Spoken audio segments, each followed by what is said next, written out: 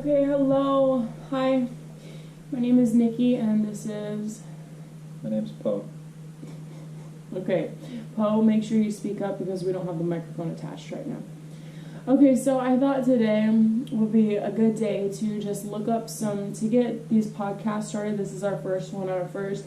This is going to be nice and interesting because me and Poe have communication problems. So this is going to be nice answering questions to see how this goes. Anyways, I looked up questions that will question your reality. So the first question I'm going to ask, and let's both see how we both answer them. Are we the most advanced form of life in the universe? Or are there other far more superior life forms out there?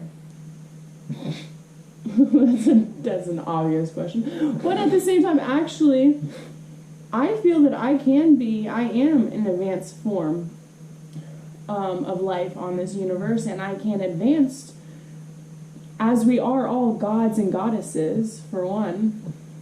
In my current form? No. No. My spirit? Possibly. I might share the same spirit as the most advanced beings in the universe, but as my current form, as Poe, I am not the most advanced form. Yeah. Is time only a concept made by humans? Is it something we restrict ourselves with? Or is it something we restrict ourselves with?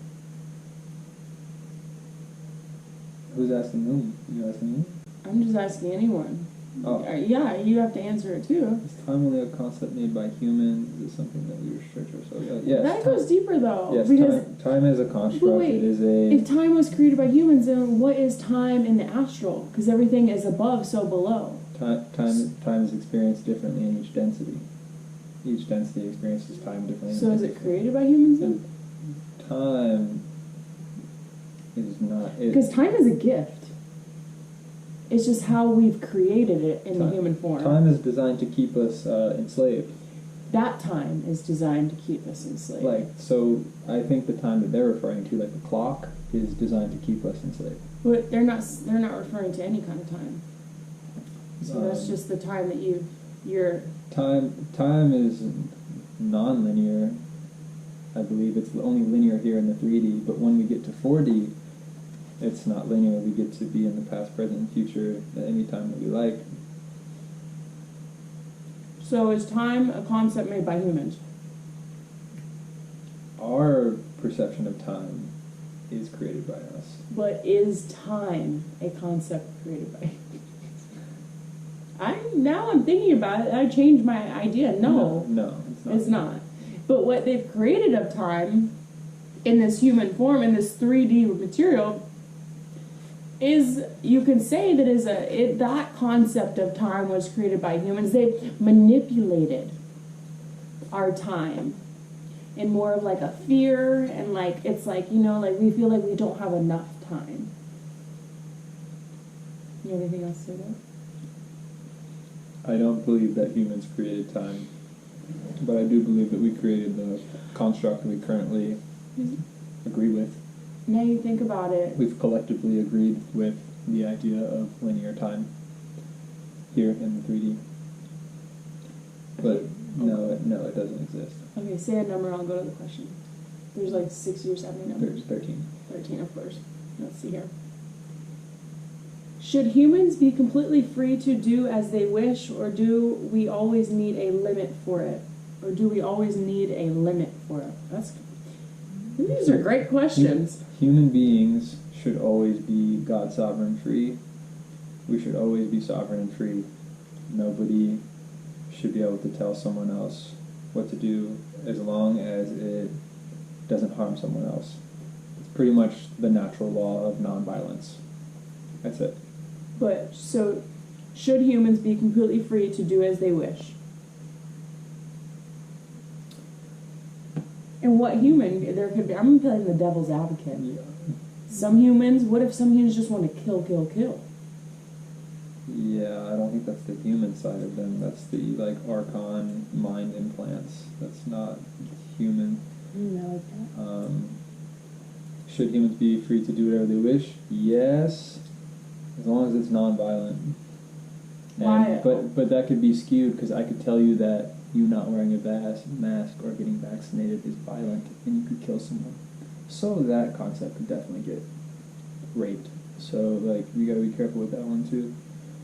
Should humans be completely free to do whatever they wish? I say yes, as long as it's not harming another being. But that question won't matter soon when we all ascend to 5D because everyone will be love and we'll all understand that life is precious and that we won't have to worry about people killing each other anymore. And isn't there more than 5D though? I feel like we're already ascending. Yeah, but supposedly that's the next level. Where did you hear that? Downloads.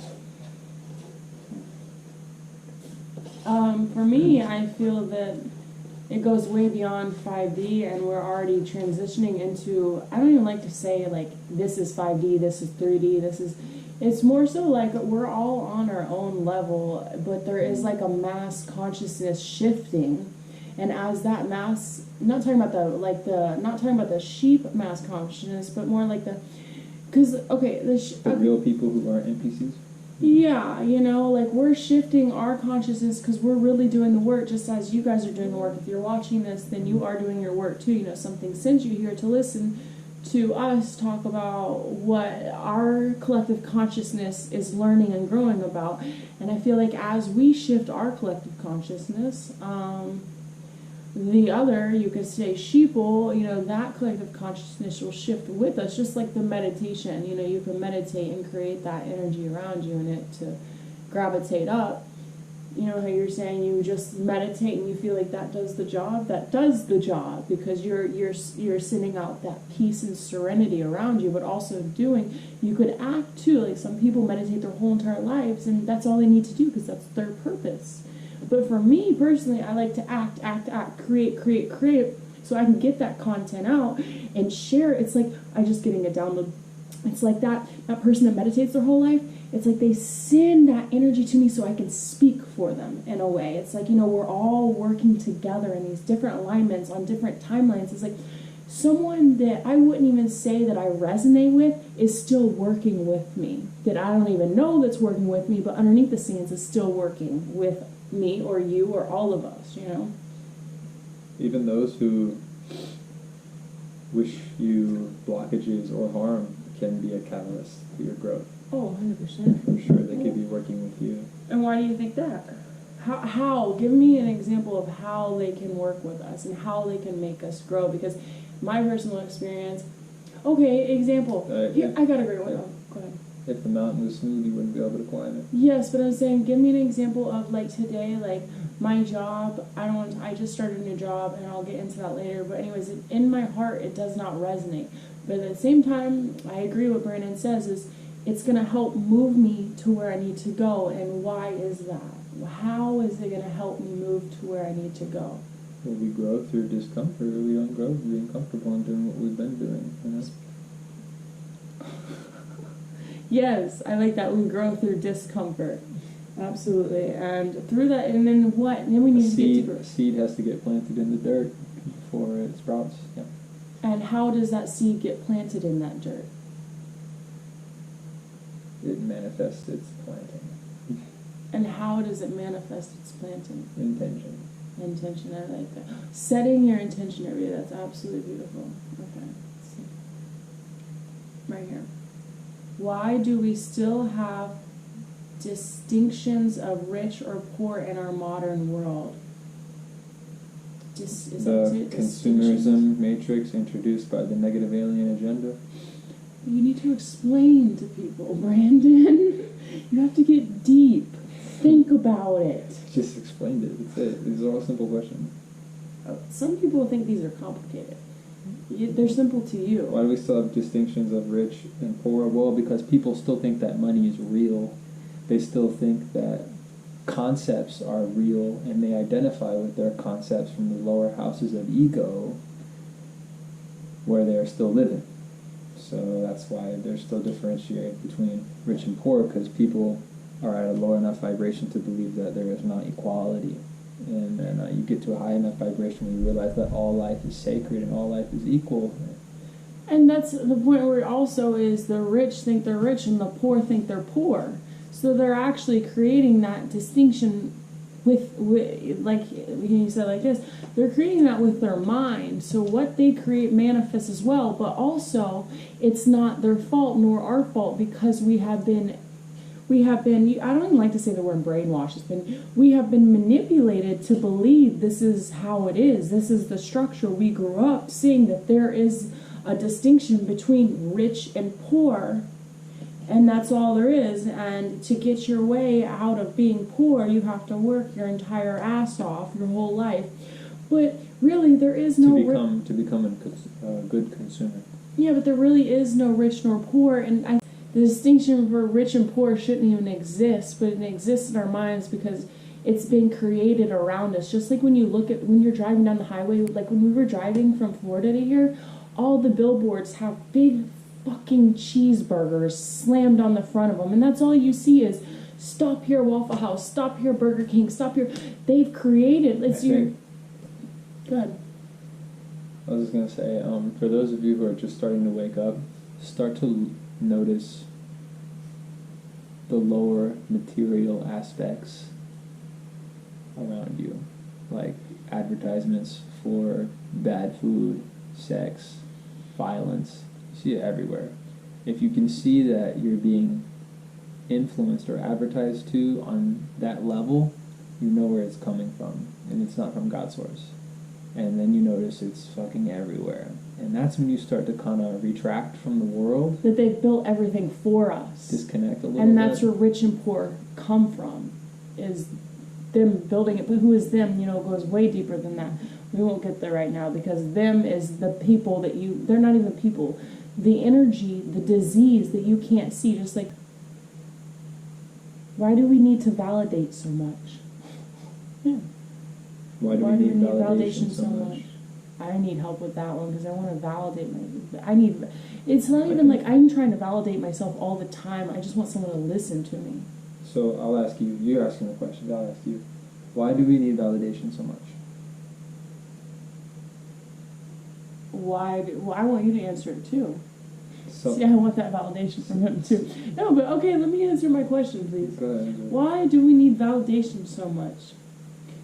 I think validation gives us a sense of that someone cares, that someone is listening, and that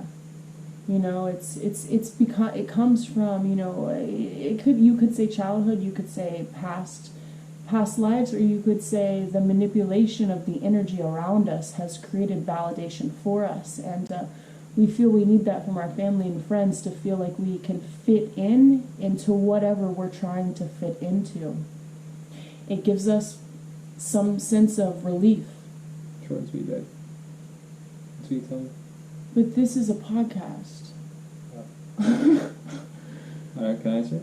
Yeah, please do. Alright, why do we need validation? Because of low self-esteem. That's it. But where does the low self-esteem come from? It's probably different for everybody, but I think that's where it comes from, low self-esteem. So you don't believe in yourself, so you need other people to believe in you. But see, how I would know if I was watching a podcast like this, well, how can I help that low self-esteem? Like, where does that come from? And then you need to, okay, well, then that's when you, like you said, it's from everything. So you need to dig deep and within your roots and to find where that seed was rooted, like the beginning of that seed.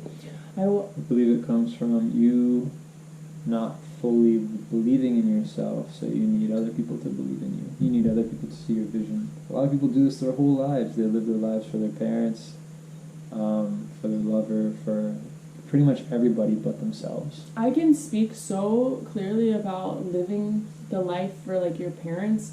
I have a couple cousins. Sorry if you guys watch this, which I don't think you will. My aunt might creep up on me. Actually, she does that. Anyways, their son has followed their dad. He is in the same everything as the dad, and the daughter is doing exactly what mom wants her to do. It's more of like it's more of like they tell you that you want to do it, and then you get caught up in that, and you never find your free flow, and you're doing things for your family. That's all I have to say about that. So don't do that. Stick up for yourself. And that's just my whole life is like I never fit in, so I'm like trying to scramble around my family, trying to show them validation, like, hey, look what I did here, hey, look what I did here. And I finally realized, like, I don't give one fuck anymore, because the only reason I gave fucks about my family caring is because I wanted someone to validate me for what I was doing, and the whole time they never cared anyways. Well, So the way I saw it, when I freed myself from the opinions and expectations of my parents and my family, is when I realized that I was awake and they were sleeping, unfortunately. Like, and that might be an ego type statement, it might sound a little spiritual ego, but that's the truth for me, is that now I have nothing but compassion for them. And I hope that they find their truth someday, because I found mine. And I don't need anybody else to tell me, because how could they know? I think that's beautiful. What time is it? 10:10? Okay. Next You like question. these questions? Yeah, they're alright. What They're all right. Like he's got better ones. Does such a thing as fate exist, or does everything happen randomly? Okay, I want to tell a story about this. I think he already knows what I'm going to tell about this. Read the question one more time. Does such a thing as fate exist, or does everything happen randomly? You could say everything happens. You can say everything happens randomly. But I think that you can live a life not believing in fate or believing that things happen randomly, and you could see and you can create the randomness. You know what I'm talking about?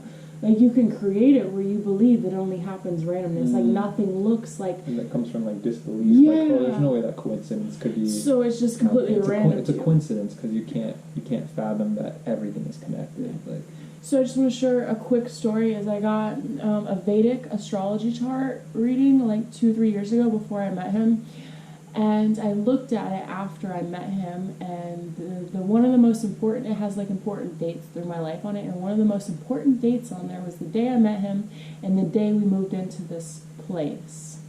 So it was 2 important dates, and then I 2 years ago. And I got it 2 years ago. We met 6 months ago. Yeah, so it's like you look at things like that and you can't explain it. It really tripped me out, man, because I really love to think that I am the master of my fate. And then it goes back to that one question Yeah. saying, do you think humans are free to do what they want? Yeah, and I really liked to have thought that I am in control of my reality and my life, and I do think you're in control of your reality, 100%. I think you control how you see things. You get to control what polarity of the perspective that you want to live in and that you want to focus on. As for the events of all of the moving mechanisms of the universe, probably not. And so what that actually did is that gave me a lot of comfort when we found that out in that reading. It gave me a sense of relaxation, like, chill, man. Really? It's all written in the stars. It's all just unfolding for you. It's just a movie. All you have to do is continue to be interested in it. Can you stand up real quick? Can you continue to be interested in this life, even though you know? Do you have the e-cigarette? Nope. Sorry, I'm listening. That was very deep.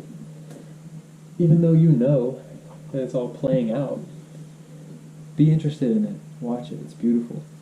But you do, so both aspects are true, that we have full control and no control. And, like, I want to say, too, to that, it's like, have faith in it, but, like, some people just go their whole lives and, you know, they're like, just like, okay, everyone says Africa, but it's a great example. You wake up and you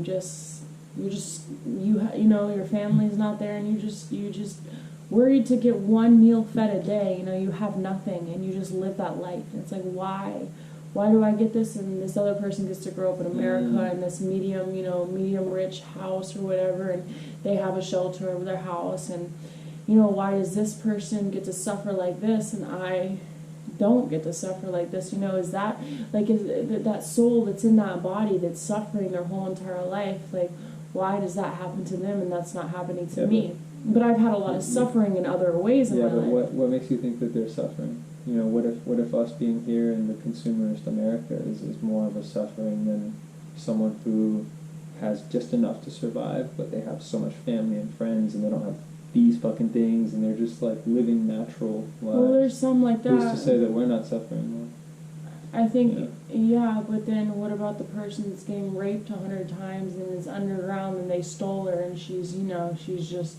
Okay, that's different than the kids in Africa. Well, you don't, but some Well, kids, maybe not. some kids in Africa really But I see- are just but I like see- starving. I see your point though, like why are we so blessed and other people? But at the same time, are we blessed because we're living this consumer life? But like this life has been created for us. Like It's I have, it's what everything you want to focus on. yeah, like I have all this computer equipment, and it doesn't make me happy, but it's awesome that I can create something and put it online. You know. Next question. Ready? See how it just like cuts me off? What should be the goal of humanity? To reconnect with God Source and to ascend past the negative alien agenda and their technology, and to vibrate higher than fear. What was the question? Become a loving unity consciousness. Unity consciousness is the goal of humanity. What should be the goal of humanity? I think it's question number 33. Oh, can I answer that? Unity consciousness. Yeah. Okay, what should be the goal of humanity? I think the goal of humanity to get to unity consciousness is for everyone to look at their triggers, look at their patterns, look at their flaws and their love and their fears and their doubts and their successes, and ask themselves, what do I want to do in this lifetime that will, you know, even if it's just smiling at someone, but make an impact on myself and others, and how can I ripple this effect out for eternity, you know? And what is the baby step that I can take today for myself to love myself more? Because once you step into recognizing and seeing that you are worthy, you can start making those baby steps to unity consciousness, which unity consciousness, you're probably wondering what is it's, you know, I could say like there's different, because we live on Earth and there's different consciousnesses in the astral plane all at once happening, and it's reaching that unity consciousness of realizing that we're all one. The law of one. Yes, but some people don't understand what that is. You know, you really gotta. How can you get there? It's kind of funny because he gets the end result, and I'm like, tell. Well, it's because we're already there. Yes, we are, but some people don't know that they're there. I don't think people are going to be watching this if they're not going to just get what you're saying, you know? You can believe that, but I have tons of people that I've reached out to, and I have all kinds of videos where they're like, "Nikki, you've literally changed me from thinking one way to another that doesn't even think like that." So this is for all life forms, because we don't judge whether you're there or not, because you're already there. And this is for myself, and explaining things for myself and opening myself up. Beautiful. What is the single most important experience we all need to have in our lifetime? Answer that.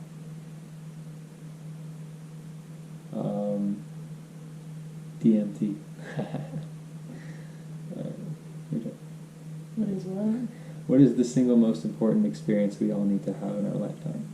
No, I would say a near-death experience, an NED, a near-death experience, because that will put everything in perspective for you. It can be from an ego death, from psychedelic. It could be from almost dying, or actually dying and coming back. But essentially knowing that this is not it.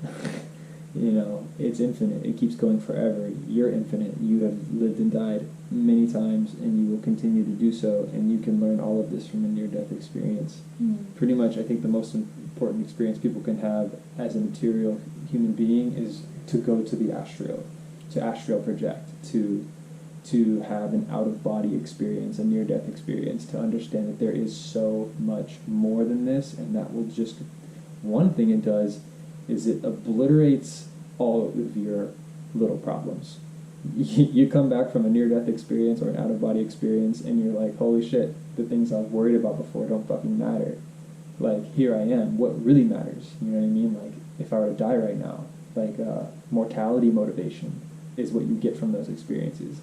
What really matters? And you start to actually ask these questions instead of just being in the loop of your day and going to work and getting annoyed by your kids or whatever it is that you're doing, and not getting annoyed by your kids, and not thinking. So that's what I think is the most important experience we can have here, is a near-death experience or an out-of-body experience of some kind. What I think, that's great too, I totally agree. But I think the most important experience to have is one of totally giving your complete self to someone else, like helping someone in some way that just, you find so much love. You know, it's like just going and volunteering in something that you've never thought to do, and just giving your wholehearted self to help someone else.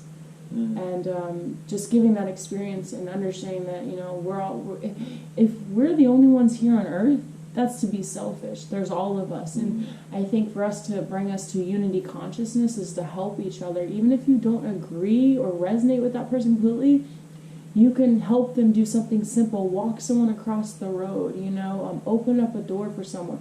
But if you want to make it like something magnificent, you know, even though that is magnificent as well, but going and doing something you never thought, volunteering somewhere you never thought, and just being in that all your heart and soul, and not even being selfish about it. That's what would help me. I like your answer better. There's no better or worse. We all have our own truths, but it's about love, you know? The most important experience is, if we can fathom what unconditional love is, which the universe is infinite, so if we can fathom infinity, then we can get it. We can't, but maybe we can.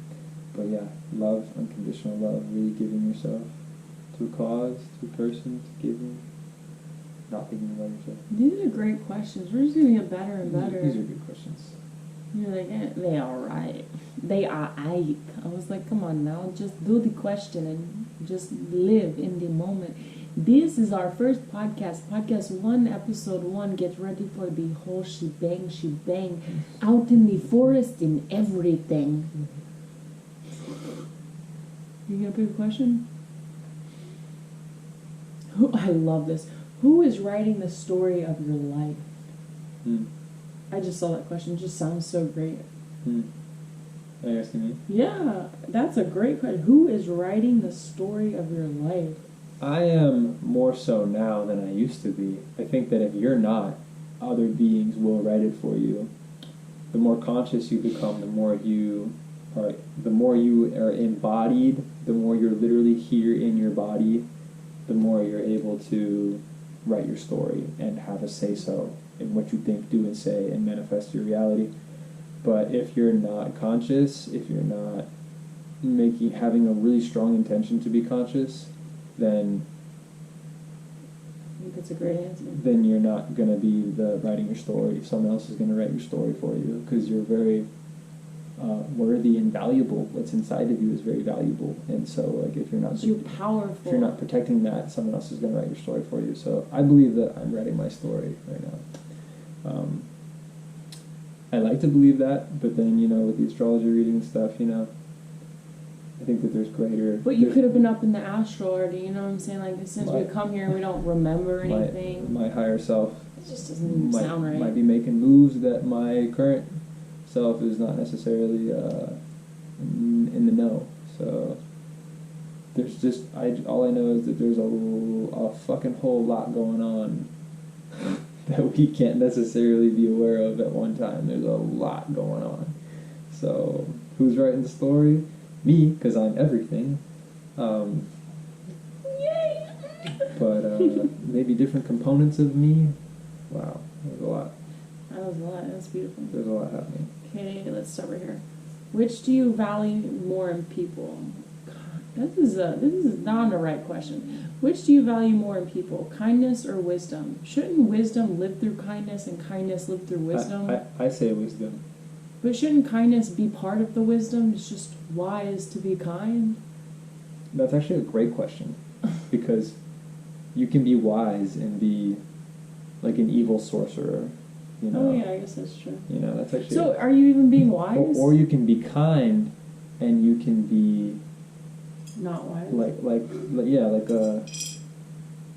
an unconscious person. Like you can be super kind. You can be kind and get walked on. So you want wisdom, then. Or what would you want? Which do you value more in people, kindness or wisdom? I would say both. I'd say wisdom. Do I have to? I would say both because I'd say wisdom, because right now, like, you can be kind but not see that you're being taken advantage of or manipulated. And what I think the world needs right now is awareness. But wisdom, you just said there can be like a sorcerer, but is that really? I mean, yeah, it's wisdom. I guess you can't have wisdom and be evil. Yeah, but I think that what's happening right now is like we need more kindness. But I think there's a lot of kind people who are being abused by the powers that be. And so yeah, I think that wisdom would be number one, because people need to wake up and wise up to what's really happening in their micro and macrocosmic worlds. So I think most people are inherently good. I think all people are inherently good. That there is influences that have been around and embedded within our consciousness and traumatized us for a long time. So I think wisdom. So, oh wow, this question. I'm going to end with one more question because I think I'm almost out of time, and tomorrow will be much better. We're going to do one every day. Okay? Is that okay? Mm-hmm. Cool. So, okay, tell me when to stop. Stop. Is there something you've always wanted to learn? What's stopping you? Is there something you've always wanted to learn? I've always wanted to learn another language. Me too. I've always wanted to learn another language. It was meant to be. What's stopping me is that laziness for me. Well, for me, I've always told myself that I would move to a country or a place where they speak it so that I could learn through osmosis. And you know how many times I've done that and I still haven't learned it? And there's people who learn other languages by just like studying, so. We need to get on track with that. But there's a lot of things I want to learn.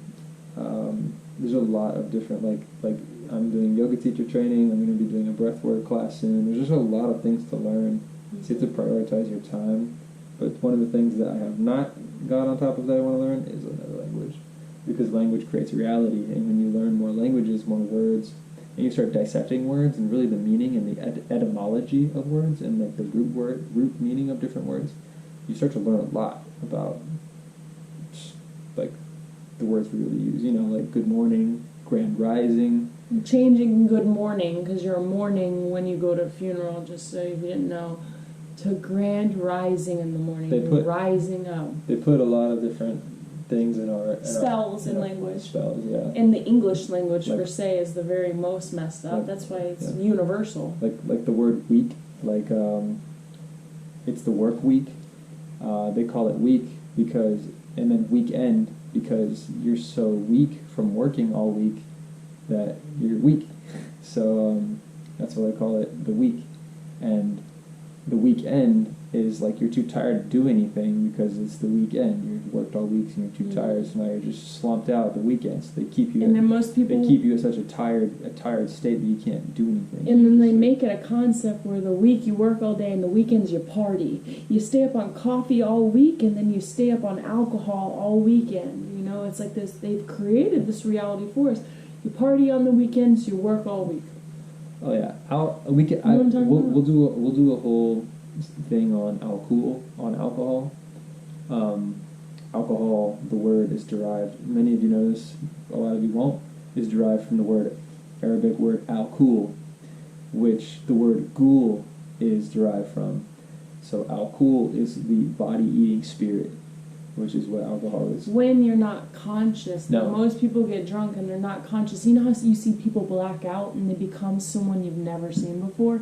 It's because a spirit comes through them and kind of takes a hold of their body. Well, you could think of it as the full blackout, or you could think of it as any time that you invite alcohol into your body, you are giving consent for the body-eating spirit to devour your body in any facet of the amount you drink. If you drink a little bit, it's devouring you a little bit. You drink a lot, you black out, that's full possession.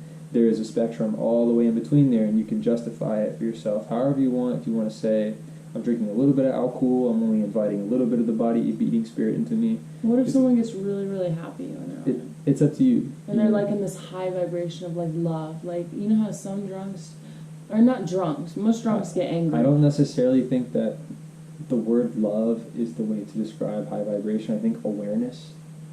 Awareness is the key. Love comes with awareness. I think awareness is number one. When you're not aware, you're not at a high vibration. You're unconscious. There's consciousness and unconsciousness. But some people, when they drink, some people can be conscious. Just because you're in a good mood doesn't mean you're in a high vibration, I think.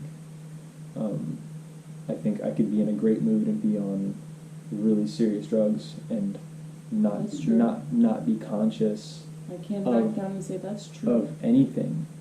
So I think awareness is number one for your safety and for your sovereignty. Because when you invite alcohol into your body, or anything that lowers your vibration of awareness and consciousness and judgment and discernment, you are opening yourself up to trickster spirits, imposter spirits, spirits that don't have good intentions for you. So that's why I don't invite alcohol into my body anymore. Yeah, so I agree with that. Okay, so my name is Nikki, and this is Poe. No idea, don't ask me. Anyways, yeah, so this is our first podcast. I think I have, anyways, we'll be posting much more if you like. We're going to get deep. I don't know, we're just going to let it flow, and we're going to be like the new, you know? Don't do that. Okay. I'm going to do it every time now. Okay, anyways, you got to have your signature move. Anyways, we'll get into the flow. Okay, have a beautiful night and sleep loosely. You know, this. Yeah. You are God, you are sovereign, you are free. And don't do that either. Just kidding. You're God, you're sovereign, and you're free to do whatever you want. Express yourself. Yeah, express yourself. Okay, sleepy.